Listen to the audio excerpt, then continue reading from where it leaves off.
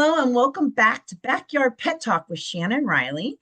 Today I have Diane Canafax here from Washington. She is going to share some information about some shelter work that she's been doing for humans and their dogs. If you have listened to some of the podcasts, you have heard her talk about KARE, that's her animal rescue, and now she's expanded it to even helping people with their pets. So I'm super excited.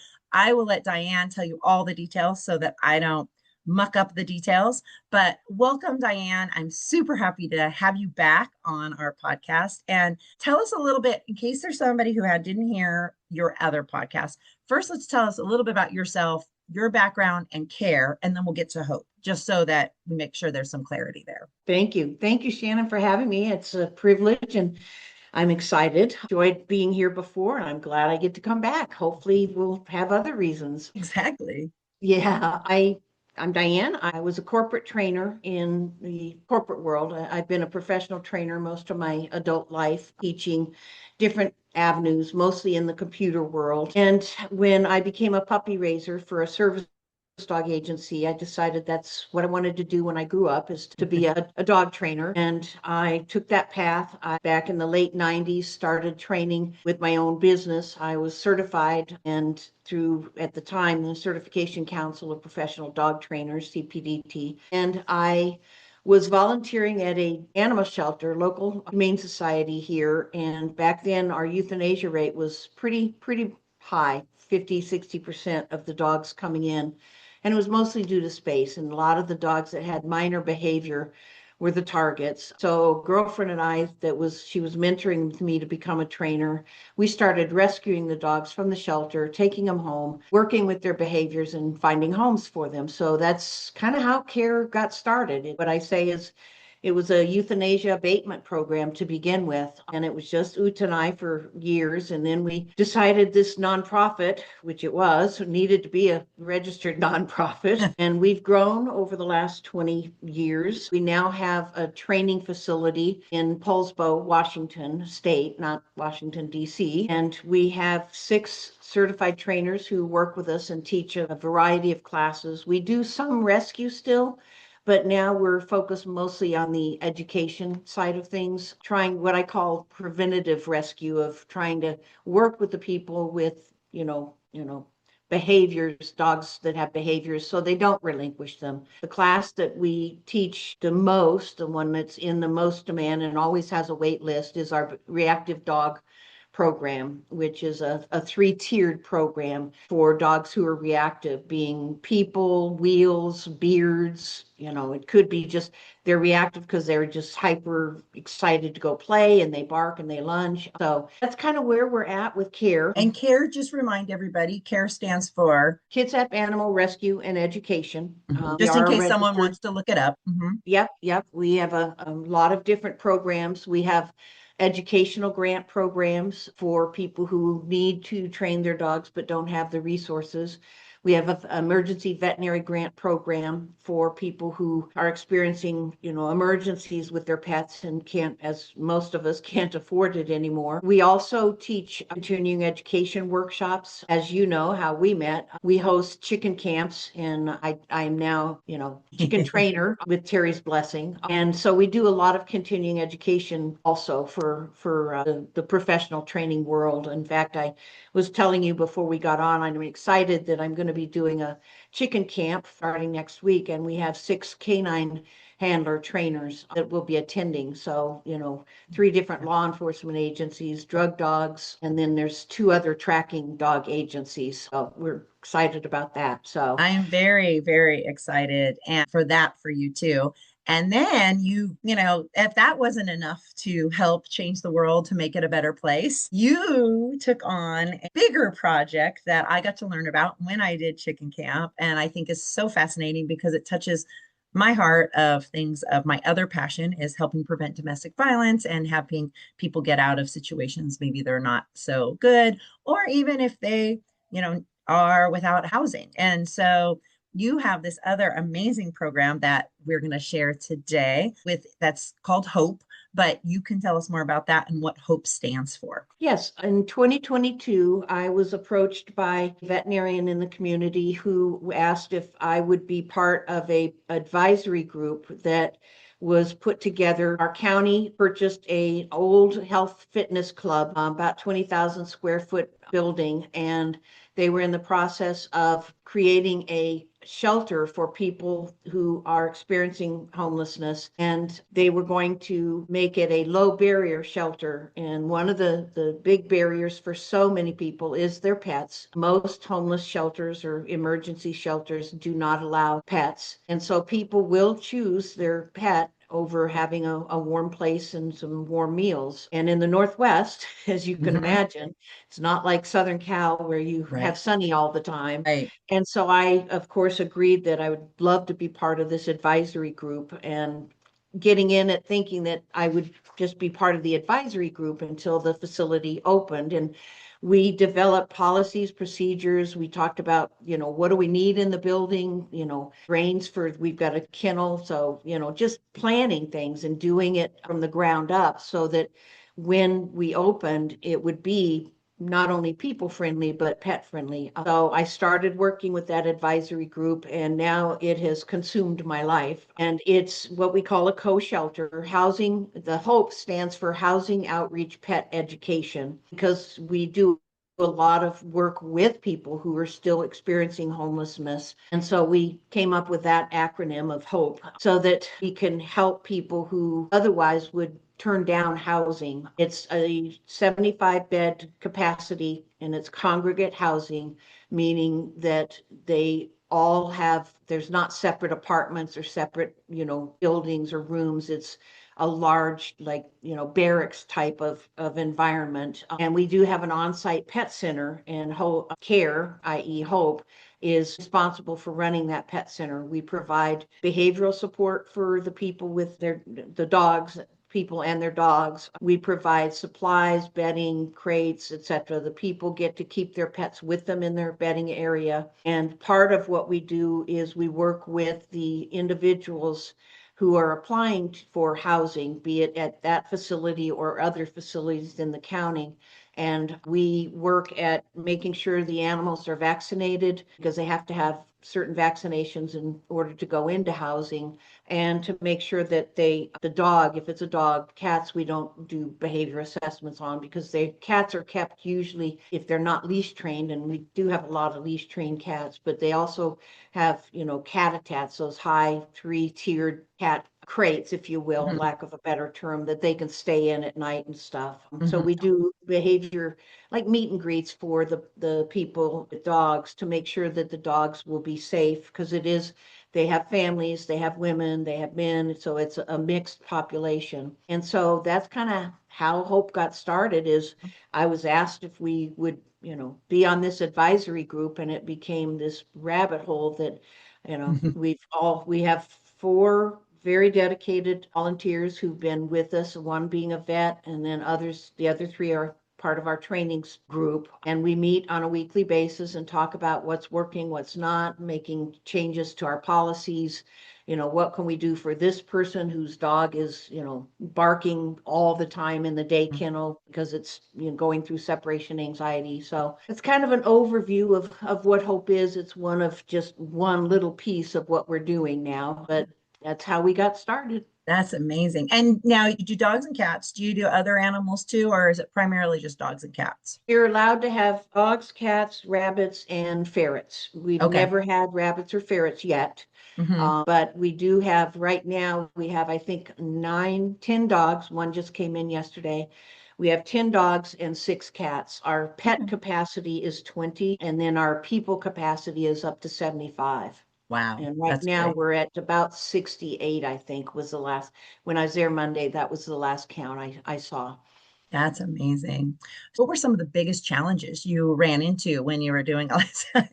Or at least pick the top couple, the top three as you roll your eyes, you're like, oh boy, do we have 3 hours? Yeah, yeah. No, it wasn't that bad, but Mhm. I think I'm going to write a book on lessons learned during this journey because I'd say one of the first biggest challenges is the human service provider side of homeless and sheltering, any kind of sheltering, be it for domestic violence or homelessness or human trafficking, because they're different shelters.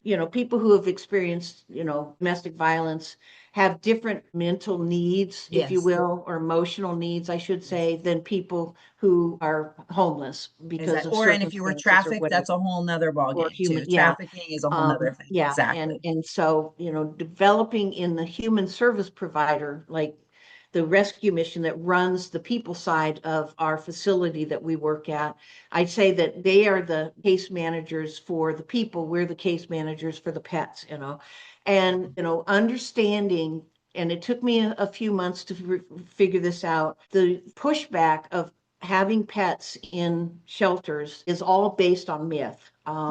People Mhm. think that it will be, the dog fights and dog bites and, etc. Human service providers aren't comfortable working with pets. And it Mhm. makes sense. I don't know why it took me so long to figure this out, but I'm a smart lady. And so making sure that they felt supported and that we would be there as, to take care of that piece of it. And it took us 3 or 4 months after we opened. And I worked with, the human service providers for a year plus before we opened.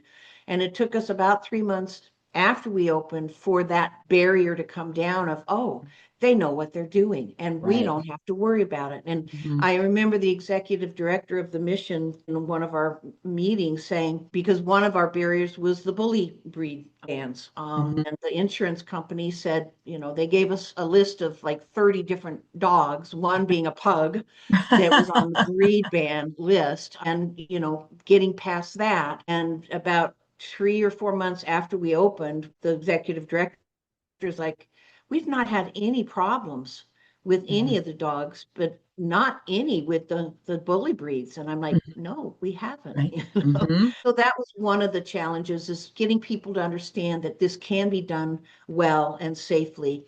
And it won't be smell of the room. I mean, we have, I think 6 cats in fairly close quarters, and Hmm. there is no cat smell. Right. Things like that, the people, there's just these myths around allowing pets that, are based, that's a barrier. Mhm. Obviously, the breed restriction was another one, just getting people to understand that if we do a proper assessment of the dog, no matter what it looks like, Hmm. it's going to work out. And, having people, if you're going to start working in a co-shelter environment, make sure that you have people who know behavior, canine Hmm. behavior, so they can say, yes, this dog will be okay in that environment, or no, it won't. And unfortunately, there are dogs, especially dogs living out in the street, that may not work in a congregate environment. So, Yeah.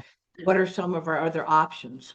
Yeah, I was going to ask you, did you have you, that would be a challenge, just an ongoing challenge, not a initial challenge, but having to say your dog or cat or ferret or rabbit, whatever it is, but Yeah, it's most likely going to be a dog because they can't be contained as much as the other right. species. Isn't the right environment for them. Yeah, I mean, that's yeah, hard enough for me as doing behavior cases. I mean, I have people who I'm like, your dog really shouldn't be an apartment dog. And if right. you can't move, we need to put medication. Like they're going to have to be on Prozac. And that's a hard thing because Oh, the yeah, environment's not right. But in this situation, yeah, it's like, this isn't the right situation. It's not like where they're at a home, where they can right. make those adjustments. They just can't, it's not the right situation. That must be Yeah, really and hard. it's Yeah. emotionally, it's a very challenging work because, yeah, if we say no, we know that they're going to be at risk, and Yeah, that must be really, really hard. I can think of a lot of things to answer this question, but I want you to answer. Like what? I mean, hope is so special in so many ways. And I shared with you before we even got on the podcast that I have shared it after being in Washington and hearing about it. And I do some advocacy for homeless and domestic violence in Ventura, in California, where I am. And I share all the time, like if I meet somebody they have a shelter or something, I'm like, You have to learn about hope. You have to learn about hope. And I always talk about how special it is. And especially being an animal lover, obviously. Like if I was in that situation, I would be that person who would be like, well, I'll sleep in my car if it, or somewhere where I can have my dog, because I couldn't Yep. imagine not having my Yeah, animals with me. And that would be so me. There's no way. yeah, I just couldn't do it. And so, but from your perspective, because you know so many more things about this than I know, what makes hope even, so special? Because it really is. And are there any other places like Hope in the country yet? I know that it's newer, but are there other places in the country? Yes, there are. Co-sheltering is becoming more and more accepted. It's not where we need it to be given the homeless crisis we're experiencing. There's actually an organization called My Dog is My Home, which is a national organization that supports people who are doing co-sheltering through many, many different avenues. They have quarterly meetings, they have local working groups. Back in May, we hosted one of the individuals from My Dog is My Home out here and did a forum for our community to learn more about it. And there are other shelters in the country, and it's growing, but not fast enough. Mhm. The first part of the question. Yeah, what makes Hope so special? Okay. Yeah.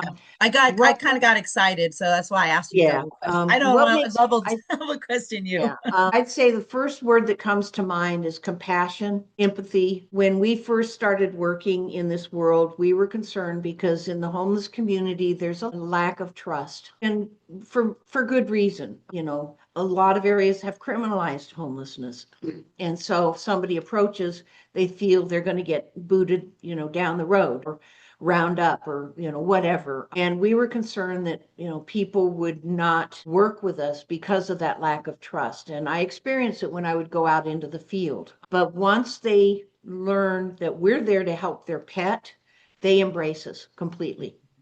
Mhm. It's amazing, even more so than they'll embrace their human service providers. And so the compassion and the empathy that we have a lot of very, very special people working with us who are so dedicated. We do this all as volunteers for the most part. And when you have a team of 5, 6 volunteers who are willing to go and pick up a dog to take it into to get vaccinations. We've had so many amazing success stories of teamwork and collaborating with our community partners. So I'd say those are the two things that I think make us the most special, and Mhm. the empathy, the compassion, and then just the passion to help. Can I give a good example? Yes, oh, for sure. Okay, yeah. Back in August, we had a woman who was an elderly woman, 80 years old, and she had lost her home due to taxation. Homelessness isn't all about, mental health or drugs. There's a lot Mhm. of different scenarios that are there. She was living in her car. She had a dog and a cat. It was, for us, very, very warm. It was like in the high 80s. And she was going through a mental health crisis. And we were trying to get her animals vaccinated so we could get her into the Pacific building, our co-shelter. And she was experiencing a lot of confusion, and just like she was thinking we wanted to put her pets down. She was thinking we were Mhm. going to take her pets and never return them. And just Mhm. very, very confused. And it took us a couple weeks, and we just were not able to connect with her to where the point I asked the sheriff's offices they could maybe do a welfare check on her because we were trying to get her some help, and she was just evading all of us. And Vicky, you met, one of our Mhm. amazing volunteers, saw a Facebook post that said there was a woman coming in to get some personal hygiene supplies. Does anybody have a donation they could bring in before 10:30 to this location where she was going to be?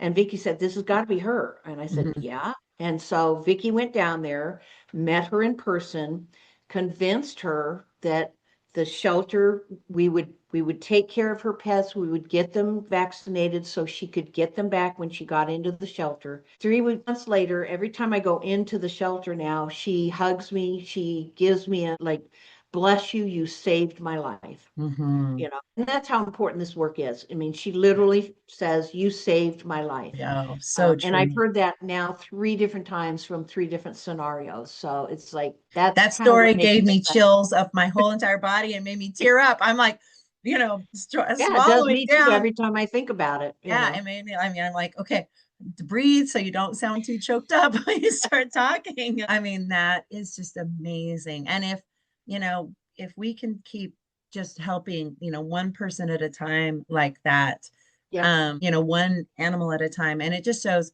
how important our animals are. And, especially for older community, there is a lot of distrust around veterinary care and medical care. Like I know even growing up, when I was young, my parents were afraid to take my dogs to the vet if they were sick because it was this, well, all they're going to do is want to put them down. I don't know where this myth came from, like that, this belief. I mean, even though it's ironic because then I became a veterinary technician. I went into veterinary medicine and then behavior, and it's like, that's the last thing we want to do. Nobody Yeah. wants to do that, but it's this understanding. And then when you have some confusion and you have fear and you have stress, your thoughts Crisis in your in a life. Yep. crisis, your thoughts aren't clear. And then as you Yeah. get older, there can be some dementia or some cognitive issues that happen just because we're getting older. Yeah. Aging. Yep. And it's so amazing that she was able to connect in this way where she could go and say, look, I'm here to help you. Yeah. And then that trust builds, right. Right. You made that little connection, which then can just Yep. explode so much more connection. So Yeah. that is so amazing. I mean, when I heard about Hope, when I did chicken camp, and you guys did your presentation, I was so touched. That's why I wanted you to Yeah. be on here because I just wanted to share, hopefully, more shelters get to see that this, bridge because there are all those myths that people say we can't do it because XYZ, Hmm. and they don't realize that there's so much positive. And really, some of those people who maybe are in the shelter that don't have their own pet, in some cases, might even benefit from some of Right. those pets And they being do. there, They do. Yep. because maybe they don't want to or can't care for a pet themselves, but they have Right. that dog that's in the, area next door, or, somebody Yeah. across the Yep. room has a dog who, wags their tail every time they see them, or they sit on the ground and they get, kisses Yeah. or Yeah. cuddles. We have a couple of one of our first residents moved in. He's a big, beautiful bully breed with this, gorgeous blockhead. He's deaf and he's like the ambassador for the whole place. He goes around and whenever we have guests visiting and stuff, I make sure they go get to say hi to him because he is Uh-huh. just a perfect example. He's therapy for these Right. people. And And we everybody's know, always wanting to pet him, yeah, and and there's there's other animals like that in the shelter. for sure. And there's so much science about how dogs and cats and animals can decrease our stress just by petting Yep. or just them Yep. being present. And no matter what, no matter how resilient you are, if you are in that situation where you're Yeah. in a shelter, you have underlying stress and Oh gosh. very Yeah. likely underlying trauma that Yep. you may or may not have dealt with yet, which is affecting your immune system, it's affecting your brain, it's affecting the way you process things. And Right. so Right.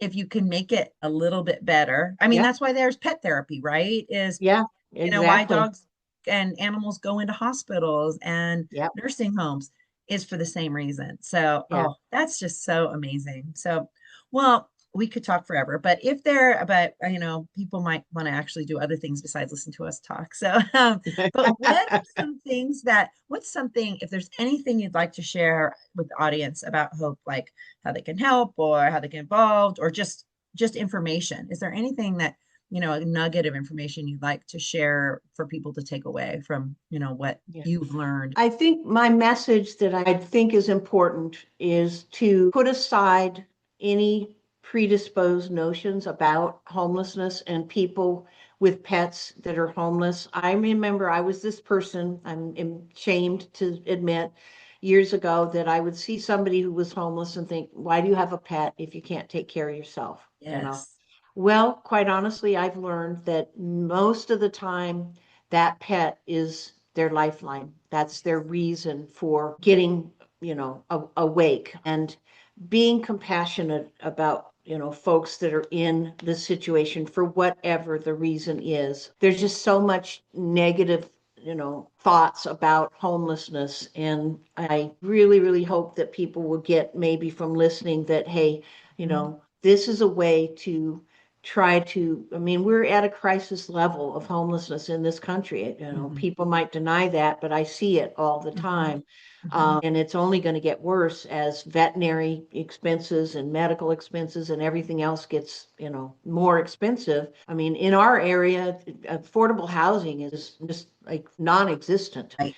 That's And how we people are have it here. they're losing their homes all the time because they just can't afford having a home. So just being more compassionate when you see someone who's homeless. One of the things I learned, I don't know if you've ever heard of a book called Breakfast at Sally's. Hmm. It's very good book about homelessness and how this man got there, etc. Breakfast at Sally's being Salvation Army. And it was written by a guy up here in Bremerton, our Salvation Army. And when I was reading that book, I was talking to a colleague and she gave me an idea and I thought, I like that. I'm blessed. I have things that are in my life because of circumstances. These folks have things in their life because of circumstances. So I go and I buy $10 gift certificates at McDonald's or Burger King and I hand them to people. So, that way, because at this point, I'm versed enough to know, okay, yeah, this person is really, homeless. Right. And when I see homeless pets, of course, I get out and ask what they need. I give them bully sticks or whatever. But there's ways that you can make a small difference Mhm. by just a small act of kindness, like carrying a bunch of bully sticks and Right. handing them out. I did that the other day, and this dog went from, Yeah. so, yeah, Just having compassion for other humans and other yeah, creatures, and I think you're right. That misunderstanding of, I hear it, why do they have a pet if they, can't afford to take care of themselves or something? But it's that compassion. It's sometimes it's safety, I yeah, mean, it's not being alone. So, yeah, yeah, there's so many reasons, and animals do so many wonderful things for us, yeah, all the yeah, time. And just because of your circumstances, getting them to be able to stay with you and get back on your feet, yeah, a lot of people just need a shelter. Sometimes it's longer term, but sometimes they just need, I need a couple months to be able to, save yeah, or do yeah. And something. Yeah. And what a lot of people don't realize is once an individual gets on the grid and into a shelter, they're assigned case managers, they're assigned mental health professionals, they're assigned substance abuse professionals, depending upon what their needs are. So it's a way to get them back into Mhm. a more normalized Right. life. Right. So, we're always looking for, I mean, funding obviously is a huge issue, Mhm. and access to care is another huge issue. One Yeah. of our goals is to possibly start a street vet, program up here so we, can reach out and, get to the people and their pets that would not normally, come see us. Right. And so good. Diane, you're doing so many wonderful things up there in Washington. First, you started taking care of those dogs, and then it just spread. And it's just, I feel so honored and blessed that I got to meet you and, get to call you a friend and get to know you as a colleague. And hopefully, as you keep growing more things, we'll just keep having all your adventures on the podcast so we can spread the news. And we'll have all of Hope's information and CARE's information in the comments of this so that people will know how to reach out to you if they want Yes, to please do. help, if they want to Um, donate, if they have questions. Like you have shared that you would help if shelters want to hear more how to do this, you could help Yes, them. yes, I'd love to help in any way I can, any organization we've, city councils, et cetera. Reach out. I'll give you any tools that we've developed to help you get this going because, don't reinvent the wheel. It's been invented. You have to tweak it a little bit. Exactly. So, So well, thank you so much for being here again today. I just enjoy our talks all the time and all the things that you're doing. And if I didn't live on that far away, I'd be up there a lot more. But I was gonna my say, who move up knows? here, I move may up need here. exactly. I may need to move to Washington sometime. So, well, thank you again. And anybody who's listening, if you have more interest, please, check out the comments and we will, send you information on how you can find care and find hope so that you can help if you're interested. So, thanks again, Diane. And I will see you again. I know you'll create something else and we'll have to have another excuse to have a I podcast. hope so. All right. Thank you. Thank you. Have a good day.